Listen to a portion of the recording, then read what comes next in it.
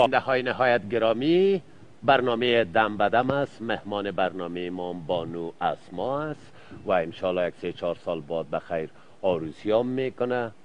کدام مریض میگه بسیار از دکتر میترسی، کدام وقت اپندکس هم شده دیگه ما تو قین و فانکه داره. آخر که دم عملیات برابر شد دکتر گفت عملیات خدا که من دفعه اول بس که عملیات میشم. دکترم گفته هیچ چرت خراب نکو، از مام دسلافم است که تو را عملیات میکنم. خدا خیرت پیش بیاره. چه قسمی از خوشو داشته باشید آینده؟ مویایش بچگانه باشه یا یک زن خوب سنگین و سنگین باشه؟ سنگین باشه. شوهرم سنگین نکنه. نه شوهرم سنگین. دیگه حتما آدم خوب باشه. نه لودره کی میگیره؟ لودره خو نمیگیری. نه خالد یا نمیگه مرا نمیگیری.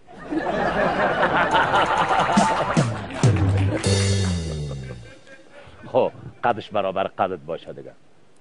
نه بلند باشه مبخش است. چشم در جان ما ندوخته باشه.